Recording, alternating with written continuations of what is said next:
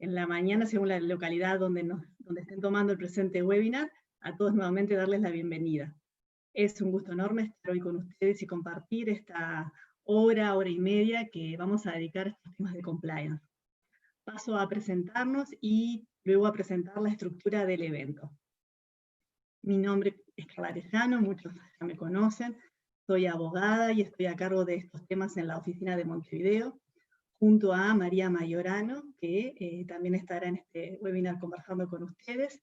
Están mis colegas abogados que integran el equipo de compliance regional de Ferrer Abogados, Jorge Palza en La Paz, Bolivia, Mareva Orozco en Quito, Ecuador, Federico Silva en Asunción, Paraguay, quienes presentarán el tema de este webinar considerando las particularidades de su propio país. Por supuesto se encuentran dos invitados de lujo, los abogados Alejandra Montenero Almonte y Gregory Bates, de la firma Miller & Chevalier, ellos con sede en Washington, encargados de llevar adelante la encuesta sobre percepción de corrupción en América del año 2008, con su última edición en febrero pasado, en donde contamos con la participación de casi 19 países y una encuesta a 1000 empresarios, lo que les permite obviamente tener una visión específica del tema por país y también general de lo que es el tema de corrupción en América. La experiencia de Alejandra y Greg nos acercará a la realidad de Estados Unidos en estos temas, país, como sabemos, con uno de los estándares más altos en cuanto a normativa y aplicación de normativa relativa a corrupción. A fin de organizar el desarrollo del evento, se han silenciado los micrófonos de todos los asistentes, no obstante, pueden realizar preguntas, comentarios, vamos a estar contentos de recibirlas, y nosotros vemos que las podemos ir respondiendo, con gusto lo vamos a hacer a lo largo del webinar. Van a ver que en la sección preguntas y respuestas abajo van a tener esa posibilidad. En caso de que alguna pregunta en ese momento no la podamos responder por tema de tiempo, cuando termine el webinar a la brevedad la responderemos. Bueno, ahora sí vamos a dar comienzo a nuestra charla. Dicho todo esto, ya nos encontramos a casi 8 meses aproximados de enfrentarnos a esta pandemia mundial y por tanto no podíamos no dejar de abordar el tema de compliance, específicamente corrupción y soborno en las empresas. Esta nueva realidad para directores, gerentes, abogados internos y personal de seniority les presenta un desafío importante, que es el desafío de fortalecer los programas de prevención de sobornos. Esto no solo lo ha demostrado la realidad y experiencia ganado en estos meses, sino también que el propio Gafilat, el 6 de abril y desde Buenos Aires, emitió un comunicado relacionado a COVID-19 y sus riesgos en temas de corrupción y lavado de activos, en donde informaba sobre amenazas y vulnerabilidades a los sistemas de compliance de las empresas y en las distintas jurisdicciones del mundo. En suma, para Gafilat, estas amenazas están dirigidas a sectores específicos como ser, ¿no?, financiero, farmacéutico, construcción, logístico, portuario, son sectores vulnerables hoy en día. Específicamente, Gafilat menciona un posible aumento de los delitos relacionados con corrupción, dado que ante esta realidad actual, los estados deben destinar grandes sumas de dinero para la adquisición de insumos que requiere el sector salud para afrontar obviamente la pandemia. Y entonces tenemos en la balanza la necesidad y la urgencia que hace que los procedimientos de adquisición de bienes sean flexibilizados, y todo esto obviamente supone un mayor riesgo de corrupción. También se alerta sobre un aumento sustancial en operaciones financieras remotas o no presenciales y compra de productos y servicios por medios electrónicos o en línea, lo cual puede ser aprovechado para fraude y delitos cibernéticos. Gafilat alerta sobre una merma en las empresas del personal de cumplimiento, por reducción de personal o por trabajo remoto. Esto también conlleva una merma en el volumen de reporte de operaciones sospechosas y un retraso en la obtención de información para hacer nuestros debidos conocimientos de nuestros clientes y proveedores, y también el análisis de las investigaciones que se den dentro de las empresas. Y finalmente no podemos dejar de mencionar el riesgo que presentan las ONG, las organizaciones sin fines de lucro, las cuales tienen una mayor actividad frente a esta emergencia sanitaria mundial por las donaciones que reciben. un nuevo factor de riesgo de corrupción. Bueno, dicho esto en general, vamos a pasar a un estudio, un resumen de la situación de cada país, y empezamos con Jorge El Palza, quien nos va a hablar de esta situación en Bolivia. Bueno, muchísimas gracias, Carla, por la introducción. Muy buenos días a todos los participantes. Me es muy grato poder presentar y compartir con ustedes algunos aspectos sobre el impacto del COVID-19 en los programas de anticorrupción en América. Bueno, algo que creo que evidentemente es muy interesante y que rescato mucho de este seminario es el enfoque que se dará sobre las 5 jurisdicciones diferentes. Esto evidentemente tomando en cuenta que si bien el COVID-19 o la pandemia ha afectado de manera global, cada país y cada empresa en sí tiene realidades diferentes y han tomado acciones distintas para hacer frente a esta crisis que nuevamente nos afecta a todos. En el caso de Bolivia, la pandemia llegó en medio de una crisis sociopolítica y económica, con un gobierno transitorio y con una gran incertidumbre por parte de la población, sobre todo sobre la preocupación sobre el futuro del país y de la misma pandemia. Esto además de que Bolivia contaba con una escasez de insumos médicos, lamentablemente con un sistema de salud deficiente y una falta de infraestructura para hacer frente a una pandemia. Asimismo, es importante recalcar el hecho que en Bolivia existe un gran índice de personas que se dedican al comercio informal y que viven del día a día, por lo cual muchos de ellos se resistieron a acatar las restricciones sanitarias impuestas por nuestro gobierno, evidentemente, lo cual agravó aún más la situación, ¿no? Lo anteriormente señalado resultó en una receta para que se cometan actos de corrupción, tales como sobreprecio de insumos médicos, donaciones que no llegaron a destino, contrataciones directas indebidas, entre otros hechos que se fueron dando durante la pandemia. Esto, a su vez, aumentó más la mala percepción que tenía la población sobre la corrupción en Bolivia. Digo, aumentó más porque ya en sí Bolivia es considerado como un país con un alto índice de corrupción en Latinoamérica, de acuerdo a indicadores como los de Transparencia Internacional. Todos estos hechos llevaron a que el gobierno tome diferentes medidas, tales como la regulación de precios de medicamentos e insumos médicos, siguieron proyectos de ley para el manejo de donaciones y también resoluciones ministeriales respecto a las contrataciones directas. Todo evidentemente con un enfoque de prevención, control y atención de la emergencia de salud pública de importancia internacional provocada evidentemente por el coronavirus.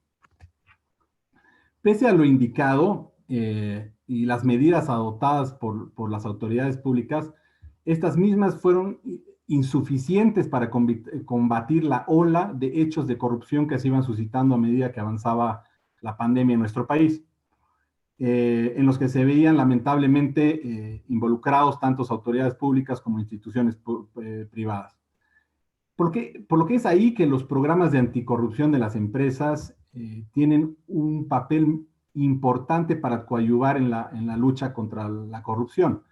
Esto evidentemente por el medio del fortalecimiento de los mismos, adecuarse a la coyuntura y evidentemente tomando las medidas necesarias, no solo para precautelar los intereses de la empresa, sino los intereses de la comunidad. Es importante señalar que la tarea de lucha contra la corrupción no solo es tarea de los gobiernos, sino evidentemente es una tarea de todos. Hablemos sobre el tema de las donaciones, mismas que han sido en Bolivia de vital importancia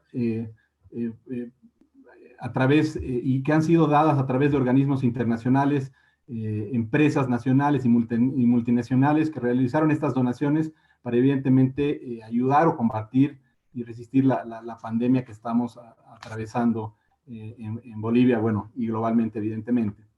Para hacer posible estas donaciones, en el caso de muchas empresas, se debieron seguir rigurosas políticas internas, auditorías, y en muchos casos se suscribieron o tuvieron que realizar acuerdos interinstitucionales con gobiernos centrales, municipales y otros, para que de manera clara y transparente estas donaciones pudieran llegar a los beneficiarios finales.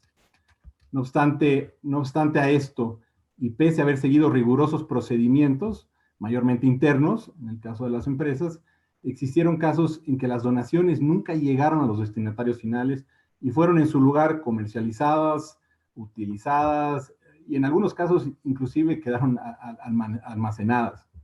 Hay que tomar en cuenta que una donación, sin necesariamente haber sido el fin de la misma, puede ser interpretada como una otorgación o un soborno o en busca de obtener algún beneficio directo o indirecto, lo cual, hasta que se compruebe lo contrario, ya habría dañado la reputación de la empresa. Habiendo dicho lo anterior, es ahí cuando nos preguntamos, ¿cumplieron las empresas con sus programas anticorrupción por el simple hecho de observar sus políticas internas y suscribir acuerdos que se adecúen a la normativa? Hoy en día podríamos decir que no. Creemos que existe la necesidad que los programas anticorrupción, monitoreados por los departamentos de compliance, lleven más allá sus funciones y que verifiquen y se aseguren que los objetivos de los mismos verdaderamente se cumplan. Esto no de manera aislada, sino mediante el seguimiento, el monitoreo y coordinación con otras áreas de la empresa. Es muy importante tomar en cuenta que hoy en día el Departamento de Compliance tiene y debe actuar con áreas como logística, abastecimientos, ventas, y a su vez con sus pares de otras empresas o empresas proveedoras e inclusive con autoridades públicas. Por otro lado, en el caso de las contrataciones directas, si bien en Bolivia el gobierno emitió regulaciones que permiten contrataciones rápidas, esto sin la necesidad de licitaciones públicas y otros trámites administrativos debido a la premura del COVID, es esencial que los programas anticorrupción de las empresas contratadas, así como sus equipos de compliance y evidentemente el apoyo del departamento legal, verifiquen con sumo detalle las reglas que se aplican a cada contratación. A veces rechazar una contratación que no dé cumplimiento pleno a la normativa aplicable para contrataciones puede en realidad y a la larga terminar siendo un beneficio más que un perjuicio para la empresa. Evidentemente eso habría que, quizás otras áreas lo ven de otra manera. Podríamos preguntar al área de ventas, por así decirlo, pero evidentemente a la larga el perjuicio podría ser mucho peor.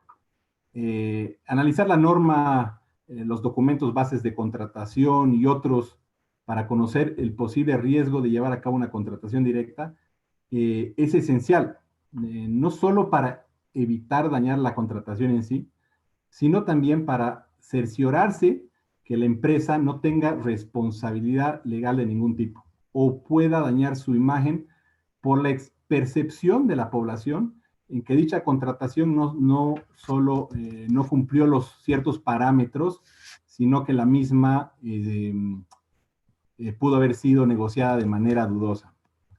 De esta manera, la empresa contratada se asegura de conocer todos los aspectos y repercusiones que pueda tener la contratación directa.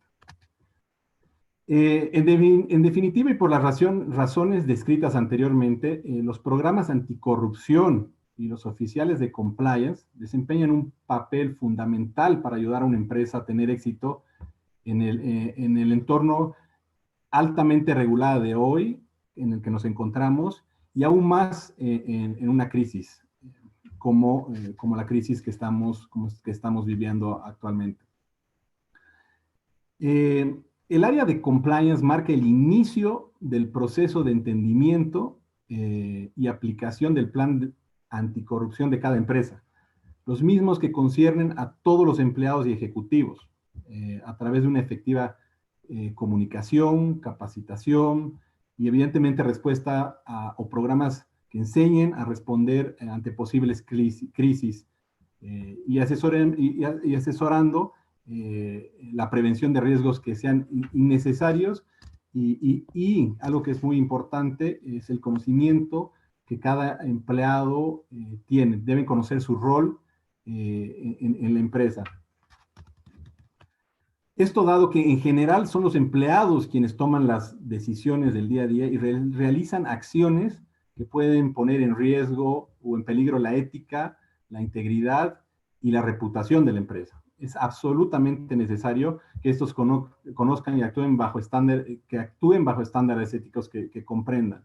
Es importante tomar en cuenta que hoy en día la responsabilidad ante un posible acto de corrupción ya no solo va dirigida a la empresa o a sus directores, sino a la persona o al empleado o al funcionario que cometa un acto de corrupción.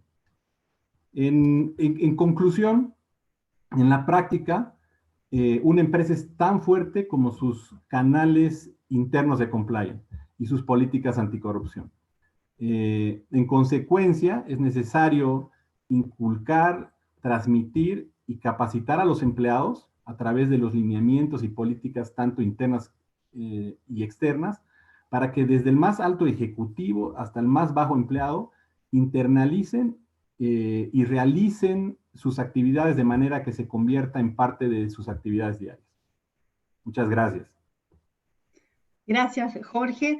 Bueno, yo saqué nota, al igual que me imagino están sacando todas las personas que están participando del webinar, y la verdad que resalto 3 puntos mencionados por ti, Jorge, en cuanto a buenas prácticas en los sistemas de compliance. Las empresas que hacen donaciones no alcanza con hacer la debida diligencia de la ONG a la cual yo hago la donación, de la empresa a la que hago la donación, sino que tengo que hacer el seguimiento de que los productos, los servicios, lleguen en cantidad y en calidad. También tomé nota de las contrataciones directas y el apego estricto a la normatividad, y que en la capacitación de los empleados no solo tenemos que ganar empleados capacitados, sino que tenemos que ganar responsables éticos que compartan los valores de la empresa. Y ahora sí paso a Mareva Orozco, que nos va a comentar sobre la situación en Ecuador.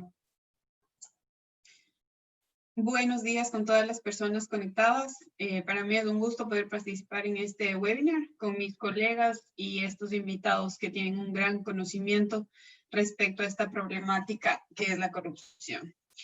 Bueno, para entrar en materia les puedo decir que Ecuador no hace la diferencia respecto a los problemas de corrupción durante la pandemia. Le escuchaba a Jorge, mi colega, y claro, Ecuador también recibió la pandemia en una situación de crisis nacional. Habíamos pasado en octubre del 2019 un paro de aproximadamente 11 días que ya nos dejó al país económicamente bastante golpeado, ¿no? Y bueno, con la pandemia, la contratación pública, una actividad ineludible de cualquier estado en esta situación, fue una gran oportunidad para que se susciten actos de corrupción a todo nivel. Pues, lamentablemente, en Ecuador hemos revisado la información que en 22 de las 24 provincias se han levantado expedientes por investigaciones de hechos de corrupción, ¿no? Y entre el 1 de junio a septiembre se abrieron más o menos 95 expedientes de investigación de hechos ilícitos, ¿no? Tales como cohecho, peculado, enriquecimiento ilícito y tráfico de influencias.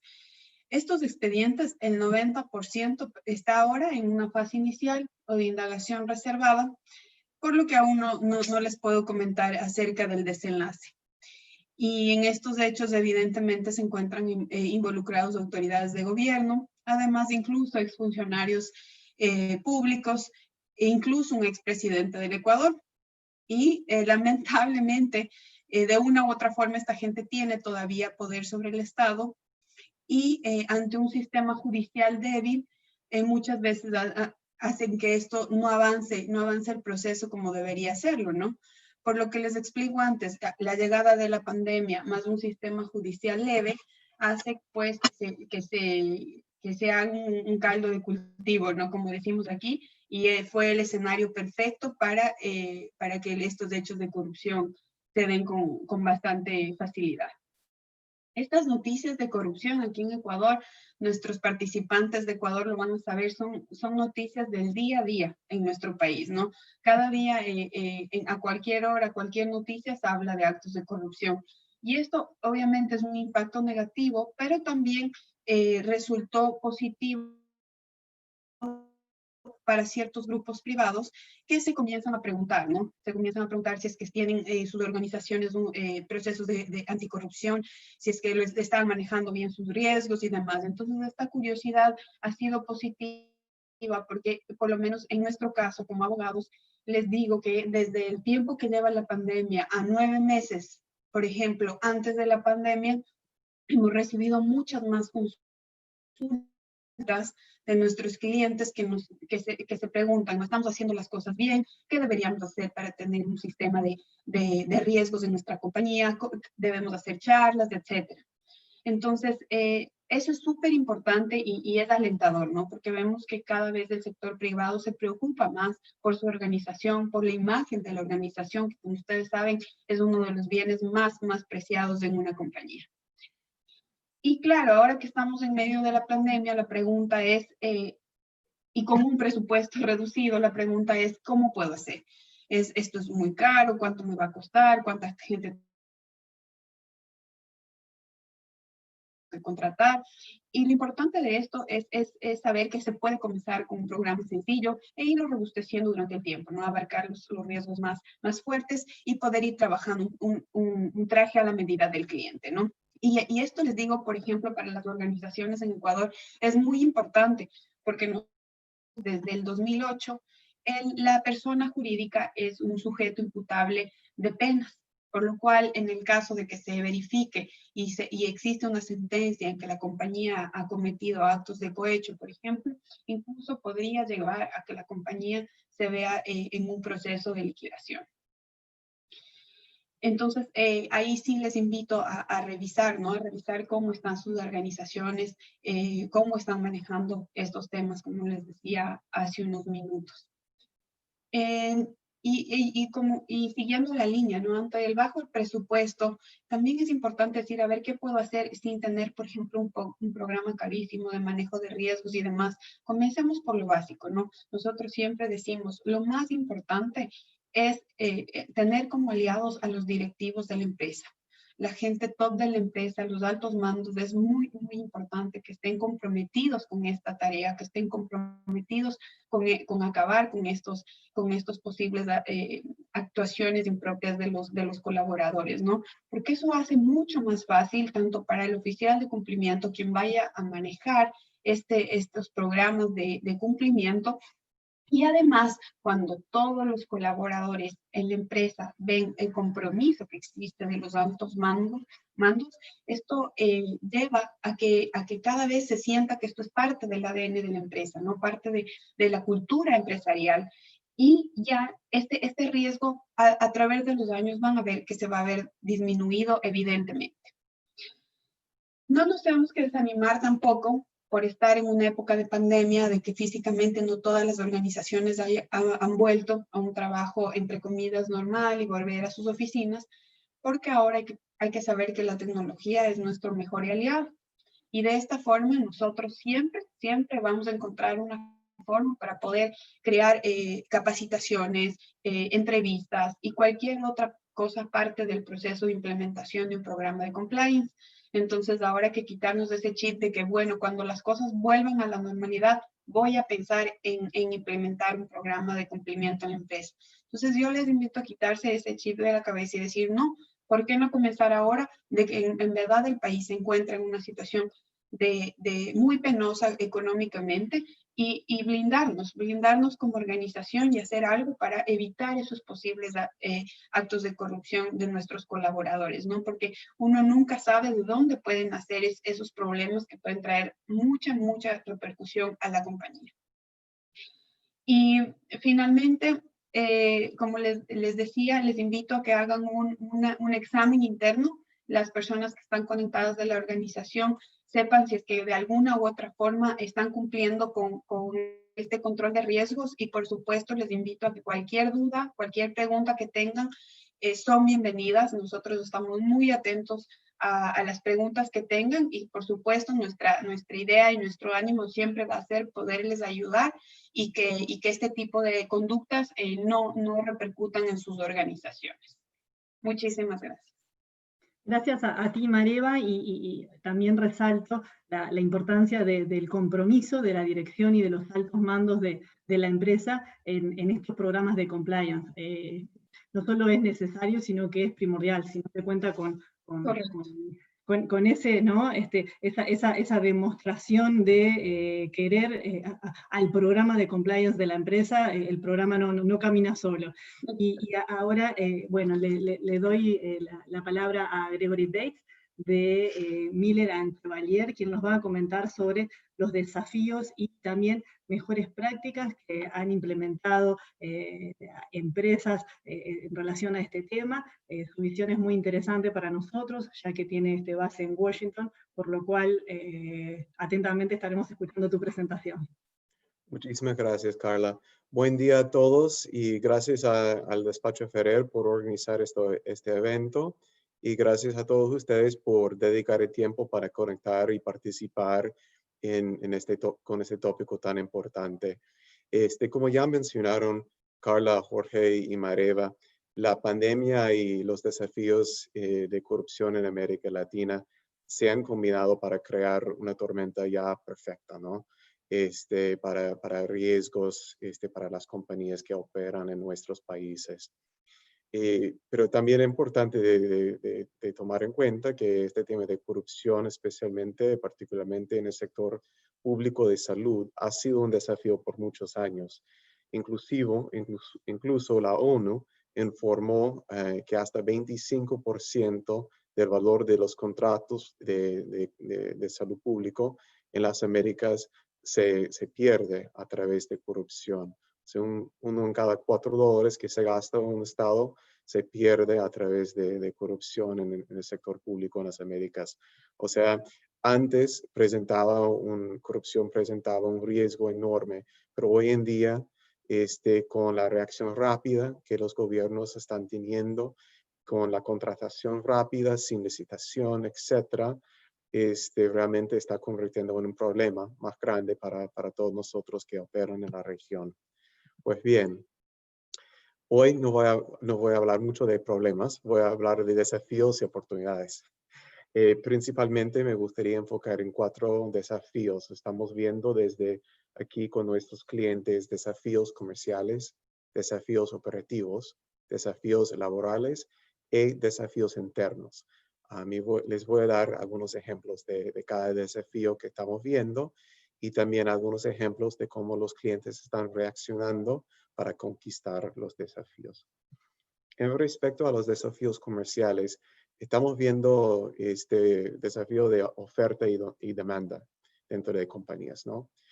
Obviamente las compañías que venden directamente al Estado, venden en el sector público, venden aparatos médicos o drogas farmacéuticas, están viendo bastante crecimiento. Si sus aparatos y sus farmacéuticos tienen que ver con la virus, con la pandemia y con los tratamientos asociados.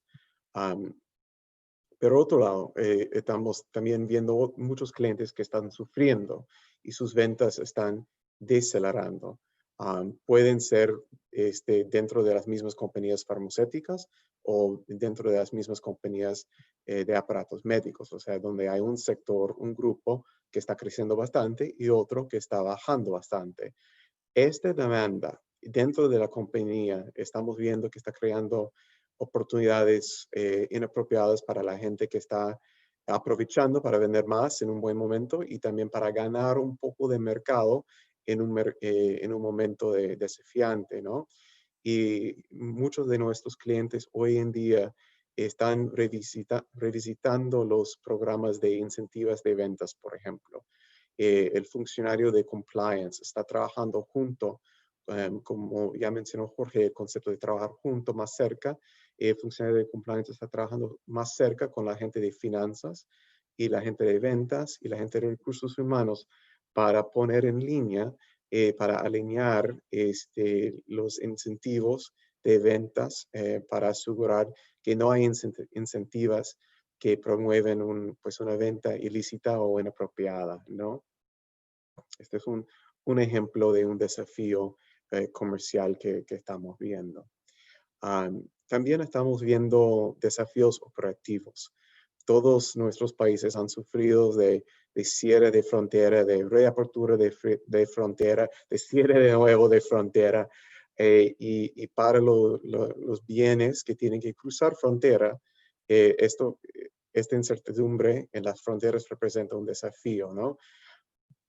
Eso se ve en los puestos principales de frontera entre nuestros países, pero también, también se ve en los puestos secundarios, donde realmente hay otra oportunidad para corrupción en la frontera, ¿no? Donde el revisor fiscal quizás no esté al tanto de las regulaciones que están implementadas en ese momento, donde el camionero o el despachante aduanero quizás no esté al tanto de las regulaciones actuales en ese momento y saben que tienen que entregar la mercancía, saben que tienen que entrar el país, llegar a la bodega y entregar su producto.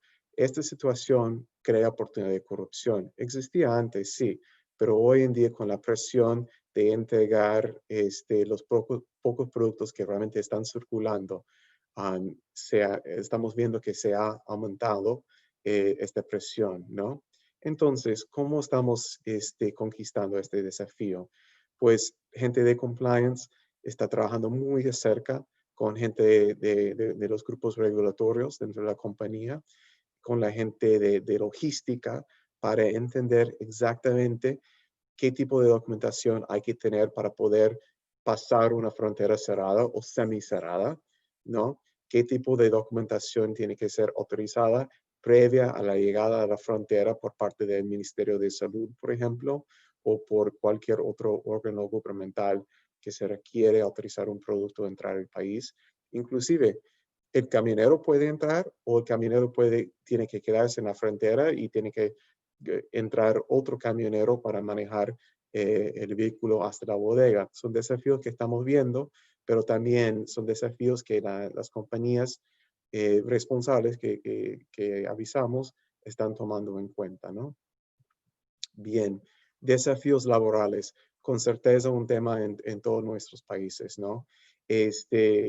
Estamos viendo que muchas compañías, como ya mencionamos, están trabajando desde una forma remota, ¿no? Estamos aquí en casa, estoy aquí en mi living, en mi sofá en Washington, no he visitado la oficina en 8 meses. Pero por suerte, nosotros sí podemos trabajar vía remota. Podemos evitar ciertos desafíos laborales, pero hay otras compañías, especialmente las compañías que trabajan en el sector público de salud o compañías que tienen los sectores esenciales, los sectores críticos, digamos, para fabricar, por ejemplo, ventiladores o otros aparatos que se requiere en la pandemia, tienen que ir a la oficina, tienen que ir a la fábrica. Y las compañías tienen que mantener ese lugar de trabajo seguro y sanitario. Y más allá del compromiso de la compañía, estamos viendo que los sindicatos y los ministerios de trabajo también tienen un interés muy fuerte en asegurar que si alguien esté en un lugar de trabajo, que el lugar de trabajo sí esté limpio, que esté sanitario, que no represente riesgos para los seres humanos que están allá dedicados su tiempo para luchar contra la pandemia y facilitar pues, la producción de los aparatos necesarios, por ejemplo. Muy bien. Entonces, en esta situación, estamos viendo que la gente de compliance, la gente de legales, está trabajando muy cerca con gente de recursos humanos y de nuevo gente de government affairs, regulatorio gubernamental, para estar al tanto de la regulación del día, porque también esa regulación está cambiando día a día, ¿no? Y también está coordinando con los ministerios, con los sindicatos, para asegurar que la visita vaya bien cuando ocurra. No es una cuestión de si ocurre, es una cuestión de cuándo va a ocurrir. Y están planeando para proteger a los empleados, para asegurar que sí, que el lugar de trabajo esté bien para ellos. Bien. Y por último, me gustaría enfocar un poco en los desafíos internos. Obviamente, muchos de nuestros clientes, muchas compañías están viviendo dificultades, ¿no? Están pues con bajo ventas o están con otros desafíos que ya hemos mencionado. Pero importante para la gente de compliance, para los gatekeepers, la gente de finanzas, la gente de recursos humanos, los líderes top de la compañía que ya mencionó Mareva, que ellos realmente sí comunican la importancia de no buscar atajos. La conducta ilegal hoy, mañana también va a ser ilegal.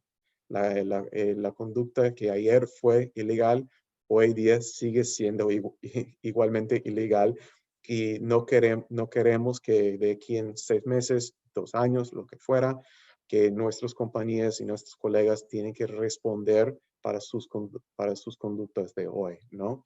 Entonces, es importantísimo que la gente de compliance y los otros líderes de compañía realmente destacan a través de capacitaciones, comunicaciones, lo que fueran, este mensaje, ¿no?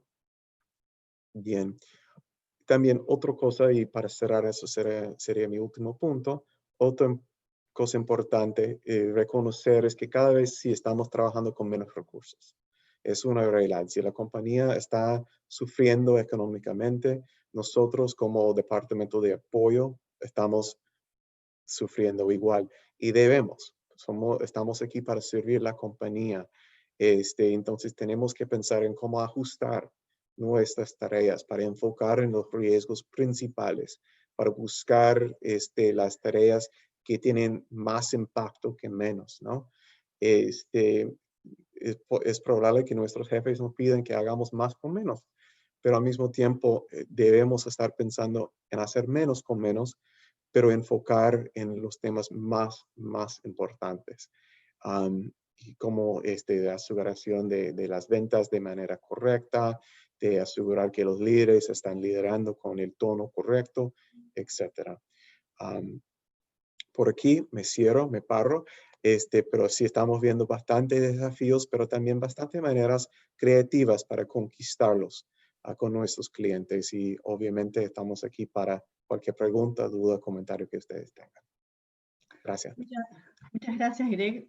Bueno, sumamente interesante, y la verdad que no dudo que las empresas que hoy están escuchando participan de esos 4 desafíos que tú mencionaste, lo viven en el día a día de su actividad, y que seguramente han tomado nota de ideas que fuiste mencionando para cada uno de ellos. Ahora sí voy a pedirle a Federico Silva, que es nuestro colega en Ferrer, en Asunción, Paraguay, que haga su presentación sobre ese país. Bueno, buenos días a todos. Muchísimas gracias por la participación. Realmente es un honor estar en un panel con integrantes de lujo y una concurrencia altísima por lo que veo en los números. Realmente muy orgulloso. Muchas gracias. Bueno, en Paraguay, si bien no estábamos, por ejemplo, en una crisis política económica tan grave como las de Bolivia o la de Ecuador, estábamos sí atravesando una fuerte crisis sanitaria por una fuerte epidemia de dengue que le causó graves perjuicios al país. El sistema sanitario estaba muy debilitado. El gobierno, por suerte, al declararse la pandemia, actuó rápidamente y se dictó casi de inmediato una ley de emergencia, la ley 6.524/20, el 20 de marzo de este año, y se declaró el estado de emergencia en todo el país, estableciendo medidas administrativas, fiscales y financieras aplicables a todo el país, con un lockdown bastante fuerte, Entre otras cosas, se suspendió el límite del déficit fiscal para este año del 1.5%, por ejemplo, y se aprobó una línea de crédito de 1.600 millones de dólares de varios entes, sobre todo multilaterales, con lo cual Paraguay, que tenía un nivel de endeudamiento muy razonable, era elogiado en todos los foros internacionales por eso, tuvo que tomar una deuda altísima para enfrentar la pandemia y bueno, nos superamos todos los límites.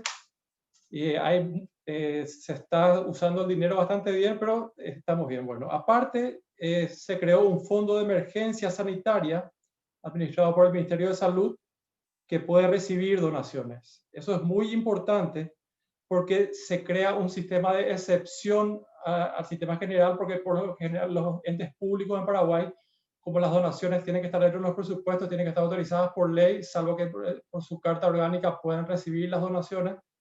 Por tanto, con esta excepción, este fondo de emergencia sanitaria puede recibir donaciones directamente. Se creó también un sistema bastante bueno para rendir cuentas, pero todavía no sabemos muy bien los resultados. Bueno, aparte de eso, se autorizó al Poder Ejecutivo a redireccionar créditos presupuestarios para financiar el presupuesto de entidades directamente afectadas a la pandemia. También se autorizó a la Dirección Nacional de Contrataciones Públicas a adoptar medidas simplificadas y expeditas para contrataciones por vía de excepción. Si bien Paraguay tiene un sistema bastante rígido para las contrataciones, con esto se creó un caldo de cultivo bastante propenso para los temas de corrupción. Hubieron muchísimas denuncias de irregularidades en las licitaciones. Por ejemplo, la primera compra grande que hizo el Estado de insumos médicos al declararse el lockdown, supuestamente para fortalecer el sistema sanitario, fueron rechazados enteramente. Se ejecutó la póliza de garantía, todo un problema, llevó a la destitución de importantes directores de entes públicos, todo un problema. Bueno, aparte también el Ministerio de Hacienda hizo un aporte de 100 millones de dólares al Instituto de Previsión Social para pagar subsidios de reposo y a trabajadores suspendidos por la pandemia. También todo esto crea una propensión a la corrupción, porque es muy discrecional cómo se otorgan estos subsidios. También se habilitó un canal de denuncias ante la Secretaría Nacional Anticorrupción para denunciar hechos de corrupción que tengan lugar en todos estos procesos de entes públicos. Bueno, Paraguay dentro de todo está afrontando bastante bien la pandemia, si bien todavía quedan un poco de fondos de la línea de crédito grande, se está por acabar, se usó en gran parte para sueldos de entes públicos y para pagar subsidios, por lo cual el país está buscando nuevas alternativas de endeudamiento para continuar. También, hilando un poco con lo que dijo Greg, el tema de la corrupción en las fronteras es un lugar propenso para ello, teniendo en cuenta que por las medidas sanitarias hay muchas restricciones. Ahora hay menos, ¿verdad? Pero todavía hay restricciones para circular. Tuvimos consultas puntuales de clientes, por ejemplo, que vendieron equipos médicos que ya estaban acá, pero no tenían quien los instale, y que iba a venir un técnico del Brasil. El distribuidor local le pasa una autorización supuestamente para que entre, y no, era por el decreto anterior, ya no estaba vigente. El derecho va cambiando día a día por ese tema de la pandemia, entonces por tanto hay que hacer un seguimiento muy cercano a todo lo que pasa para estar preparados. Bueno, la economía está bastante bien. Se pronosticaba una caída del PIB del 5%, iba a ser de las mejores de la región. Por la última estimación del Banco Central, esto se redujo a apenas al 1.5%, lo cual vamos a estar bastante bien. Bueno, y dentro de todo, estamos pasando esto bastante bien y esperemos que pase pronto. Para las empresas, como recomendación, siempre saber dónde están parados, qué vamos a hacer, cuál es el marco legal aplicable, si quieren hacer donaciones, cómo hacerlas, qué autorización necesito, y estar preparados para todo, para cumplir conforme a la ley, teniendo los programas anticorrupción actualizados, y ante cualquier duda, siempre consultar a los asesores legales. Básicamente, eso es todo por Paraguay. Muchísimas gracias. Gracias, Federico. Saqué nota de las medidas simplificadas y expeditas de contratación del gobierno. Creo que eso es un llamador a las empresas. Esas medidas simplificadas siempre son el correlato, ¿no?, de la poca transparencia, y entonces ante esas situaciones las empresas tienen que consultar a sus equipos de cumplimiento sobre el conocimiento de las medidas, sobre la aplicación, sobre las bases y condiciones ¿no?, y la normativa que las regula para no estar por fuera y no enfrentar un ¿no?, futuro riesgo reputacional o de contratación indebida.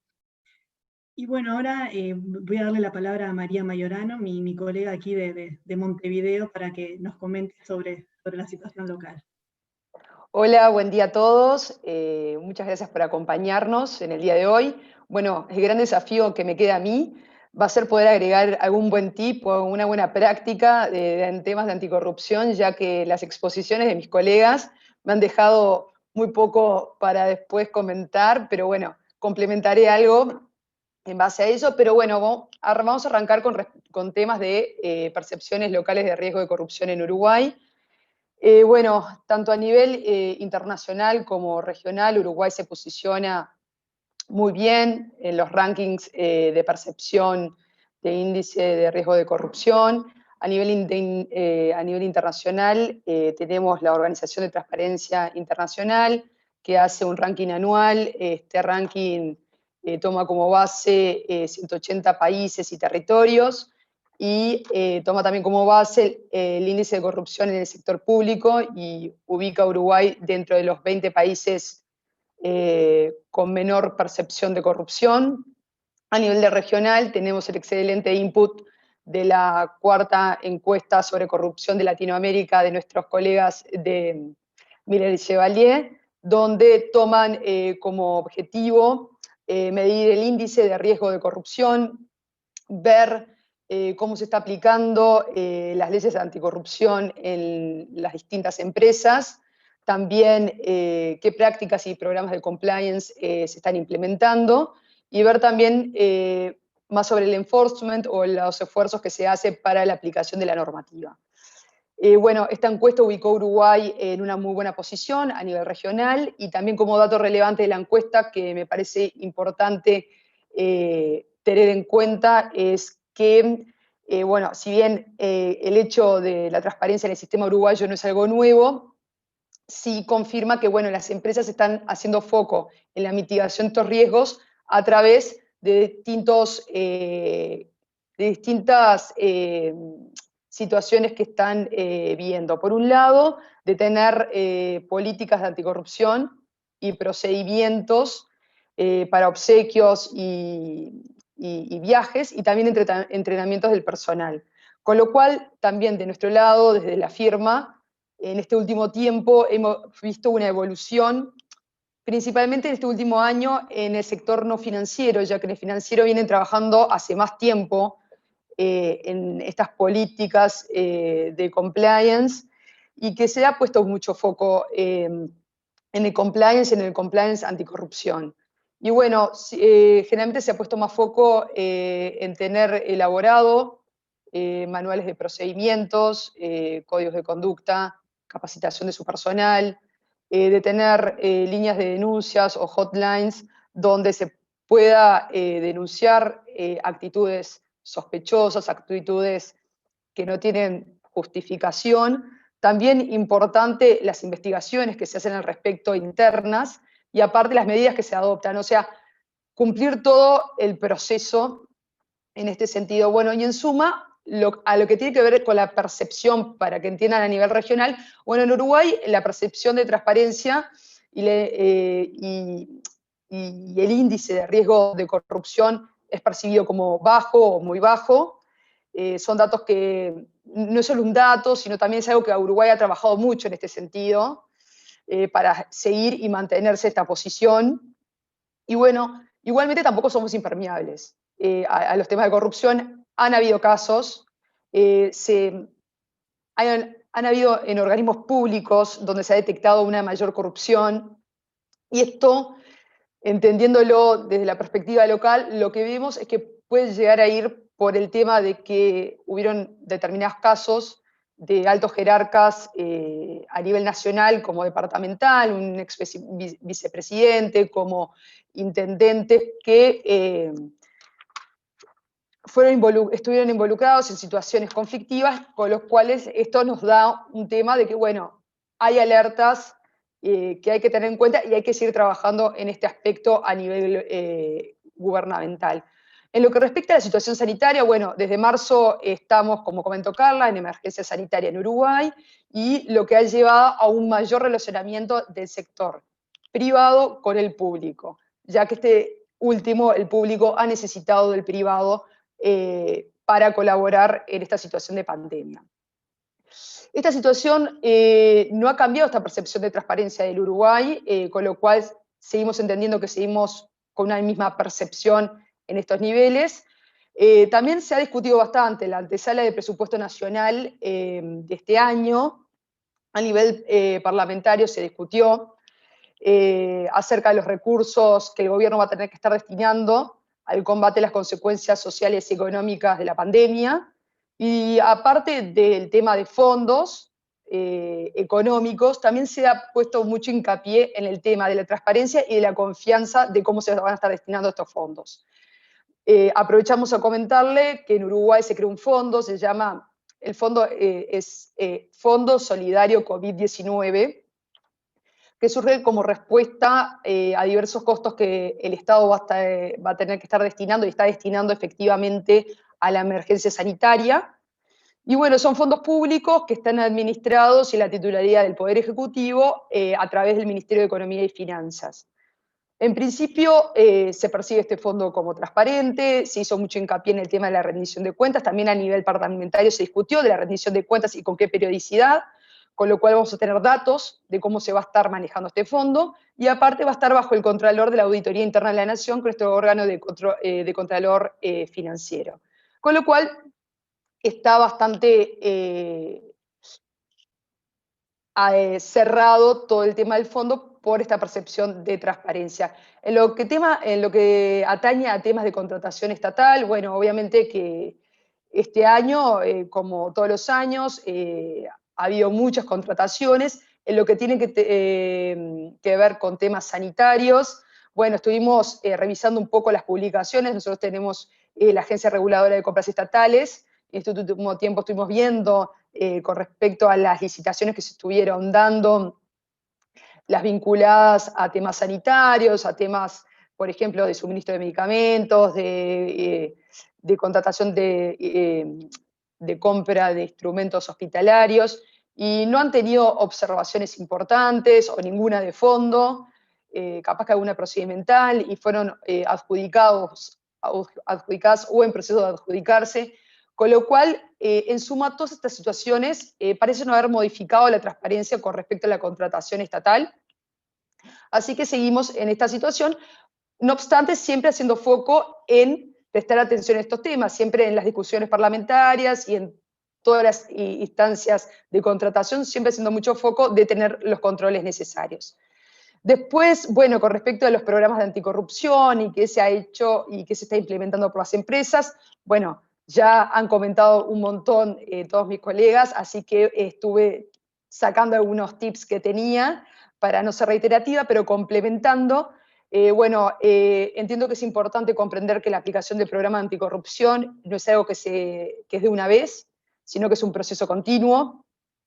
Como compromiso continuo, es un compromiso continuo también del personal directivo para garantizar de que el programa sea aplicado en las actividades del día a día y que se mantenga actualizado en los cambios del entorno comercial de la empresa. Por ejemplo, ahora tenemos este tema de COVID que ha cambiado los programas de cumplimiento o ha tenido que tener un enfoque particular.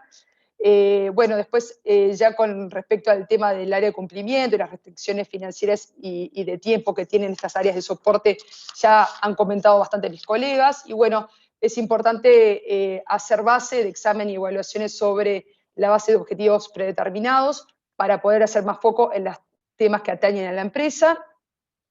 Así que bueno, después con respecto, en global, simplemente comentar que de nuestra experiencia, de que las empresas que han hecho foco en evaluaciones minuciosas y periódicas de sus programas han sido más eficaces y eficientes y han reducido costos en sus programas de compliance.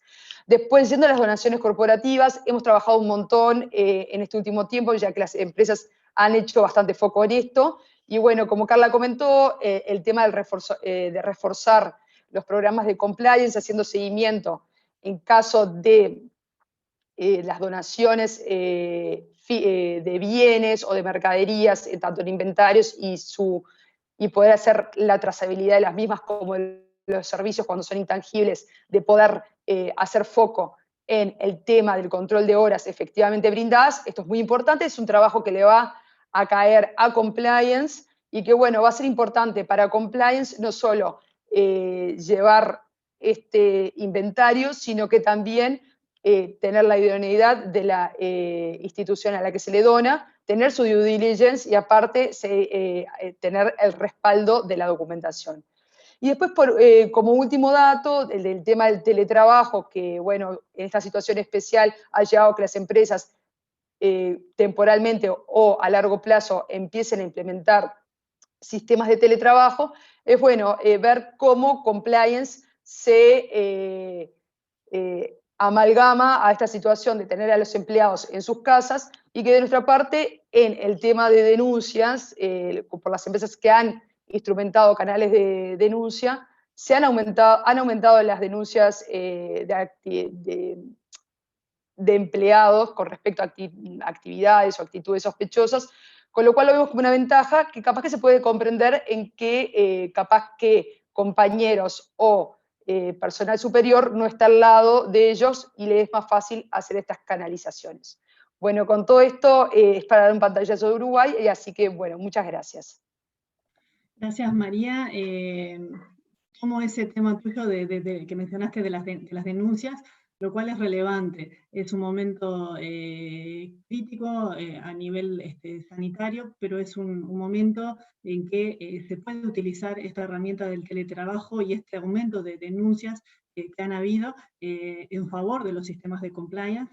Las empresas en relación a estas denuncias deben reforzar la capacitación al empleado en que conozcan cuál es el canal donde se hace la denuncia, que conozcan las garantías que se dan al que realiza la denuncia, las consecuencias de aquel que hace una denuncia infundada que puede llegar a tener, y también es importante que las empresas den resultados de denuncias recibidas, denuncias tratadas, denuncias fallidas. Esto hace que el empleado conozca que no es un sistema que se coloca porque es un tic más a cumplir en el sistema de compliance, sino que es un interés real de la empresa por escuchar a sus colaboradores. Y bien, le voy a dar nuestra última exposición, que es la de Alejandra Montenegro Almonte, también de la firma Miller & Chevalier. Alejandra nos va a comentar sobre la aplicación de la FCPA, sobre sus órganos de contralor, multas, sanciones que seguramente han habido en estos últimos tiempos, e incidencia en empresas latinas que seguramente va a ser de interés para muchos de los inscritos. Muchísimas gracias, Carla. Es un verdadero placer estar aquí con ustedes. De verdad, participar con ustedes es un gran honor. Vamos a empezar, como bien dices, hablando brevemente sobre la Ley de Prácticas Corruptas en el Extranjero, que por sus siglas en inglés se conocen como la FCPA. Y para que aterricemos un poco el tema, recordarnos que la FCPA tiene dos disposiciones principales, ¿verdad? La primera es la que se conoce como la disposición antisoborno, que es quizás la más conocida. La segunda es la disposición de contabilidad. Los órganos de control que tienen autoridad de aplicar la ley es el Departamento de Justicia, que se enfoca primordialmente en temas de antisoborno, sí o no ha habido un incumplimiento con esa disposición de la ley, y la SEC, que se enfoca más que todo en las disposiciones de contabilidad, que tiene dos capítulos en general. Primero, los requerimientos de libros y registros, y también de la implementación y diseño de controles internos que se le pide a las compañías. Muy brevemente, lo que la FCPA nos prohíbe es que emisores, intereses domésticos o cualquier persona que tenga un nexus con los Estados Unidos no puede, con intento corrupto, y eso es un punto importante que Jorge creo que tocó en sus comentarios también, que tiene que haber un intento corrupto de obtener un beneficio a través de un pago de soborno.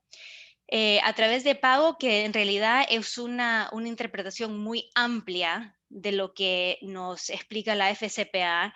Puede ser el ofrecimiento, el pago, una promesa o una simple autorización de un pago de dinero de cualquier cosa de valor. Regalos, ahí es donde vamos también con donaciones, contribuciones políticas, que vayan directa o indirectamente, a través de un tercero, a un funcionario público para obtener negocio o cualquier ventaja indebida. Las otras disposiciones, libros y registros, es el deber de hacer y mantener libros y registros con cuentas que sean detalladas, que reflejen con cierta razonabilidad, de manera precisa, las transacciones y disposiciones de los activos de la empresa.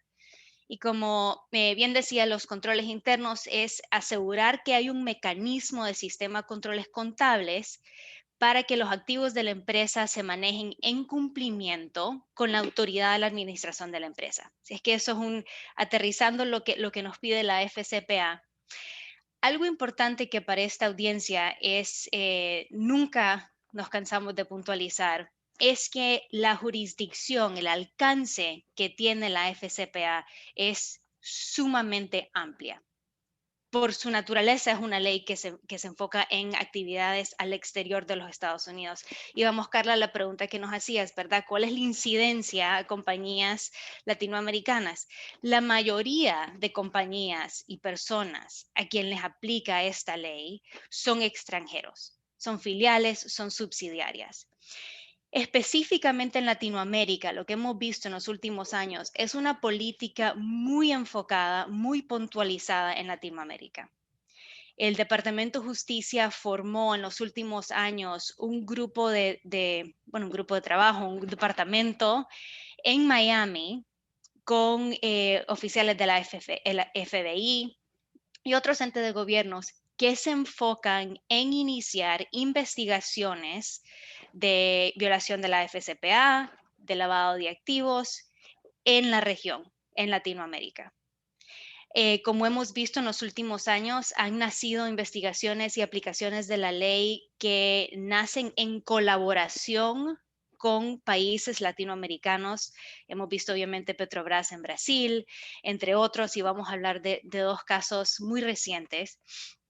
Esa política, por la inversión que ha hecho el gobierno en montar este departamento en Miami y la continuación que vemos de la implementación de esa política, no esperamos que va a cambiar en los próximos años. Yo sé que una pregunta que seguro muchas personas tienen ahorita es que las elecciones que acaban de ocurrir en los Estados Unidos, que si esperamos ver un cambio sobre cómo se aplica la ley, y la respuesta corta por ahora es que no vemos ningún cambio.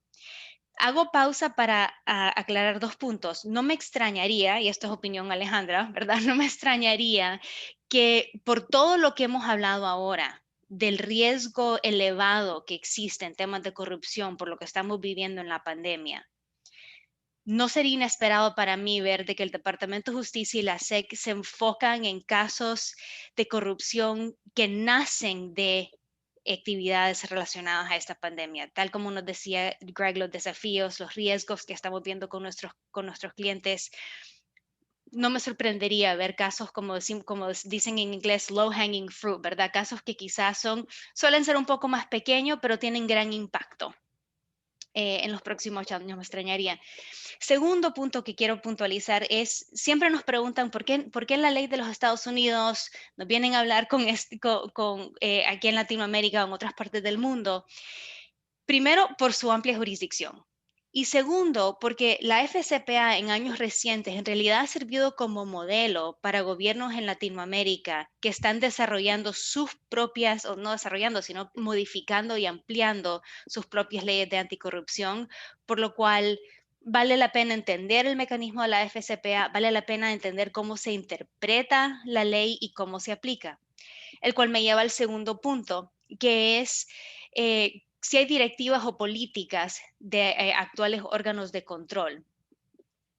Uno de los aspectos más intereses para mí de esta área de la ley es que en realidad la FCPA puntualiza los puntos con que las disposiciones con cual comencé mi plática, pero no da mucha guía, no da mucha instrucción, sino por años, en realidad de 1977, cuando se emitió la ley, hasta 2012, lo único que teníamos como instrucción, como directivos, eran las resoluciones que emitía el gobierno, los acuerdos a los cuales llegaba con compañías a quienes le aplicaban la ley. Teníamos que interpretar qué es lo que esperaba el gobierno.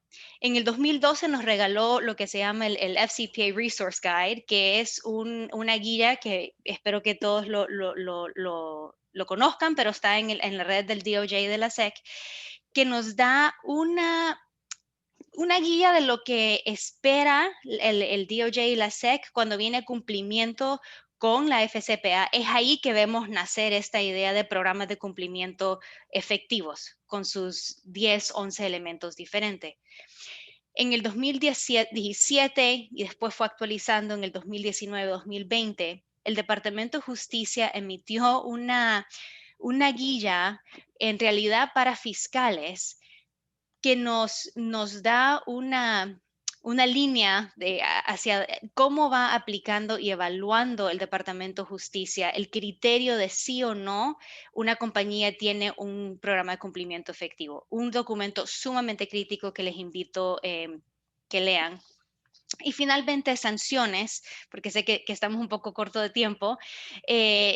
Las sanciones que se pueden aplicar bajo la FCPA son primeramente monetarias y en montos astronómicos. Por cierto, creo que en 2020 hemos visto una totalidad de sanciones que han sido aplicadas históricamente entre los más altos años cuando vemos a sanciones de la FCPA.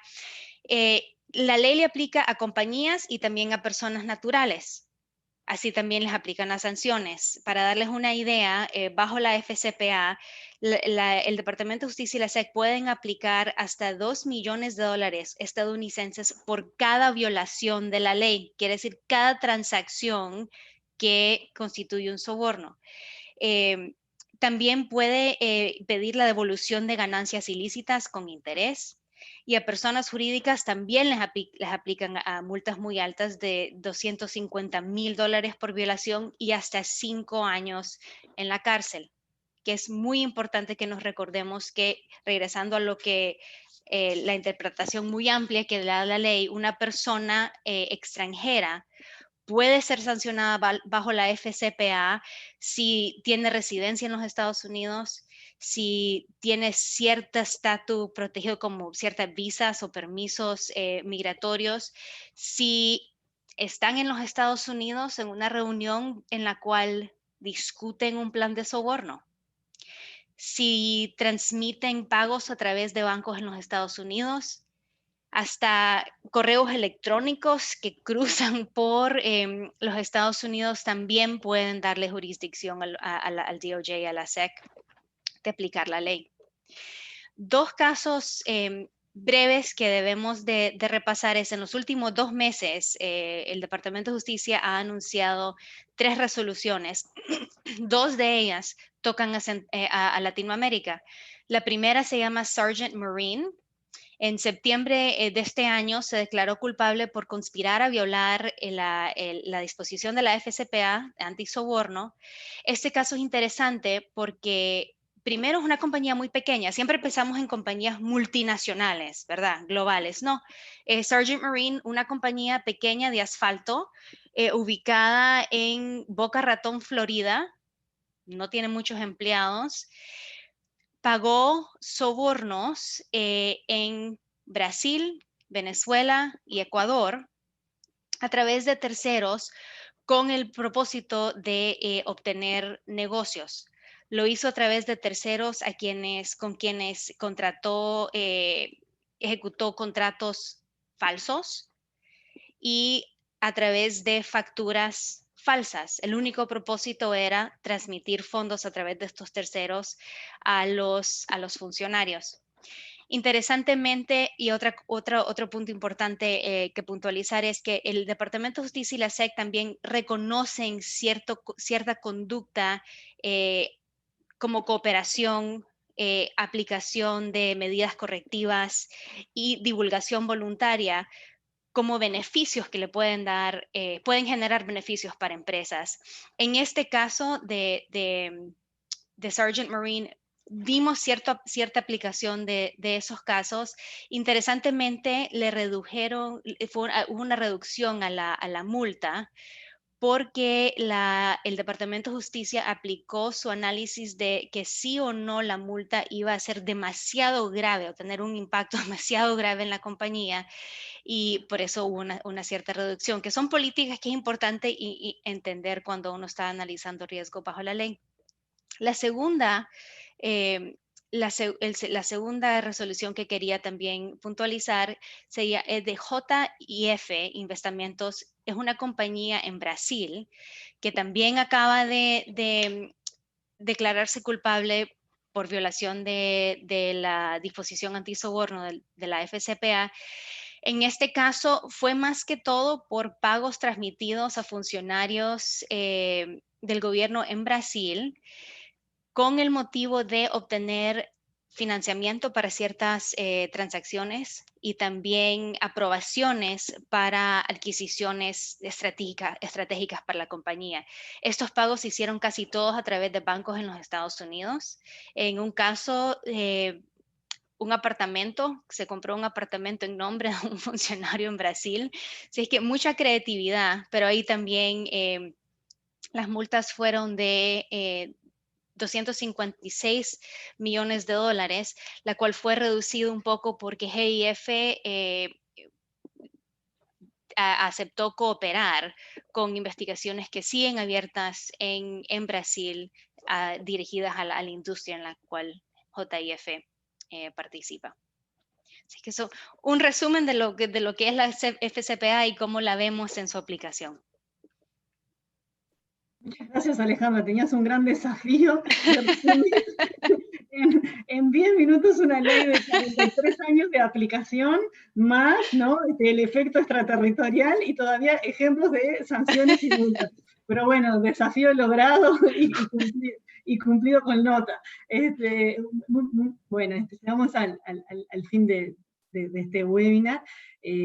Agradecerle a mis colegas de Ferrer y a mis colegas de Milena Chevalier por hoy acompañarnos y estar aquí presente dando su explicación sobre lo que es la norma extranjera, también aconsejando sobre ideas que las empresas están implementando desde Norteamérica en sus sistemas de compliance. Y por supuesto agradecer a los inscriptos, pedirles que si hay otros temas que puedan ser de interés en esta temática, nos escriban. A nosotros nos encanta poder preparar estos webinars y llevar información y experiencia sobre temas que puedan ser de interés para las empresas. Así que bueno, muchas gracias a todos. Me despido en nombre de todos los que estamos aquí apareciendo en cámara, y será hasta la próxima. Hasta luego. Muchísimas gracias a todos. Hasta luego. Chao, chao, muchas gracias. A todos.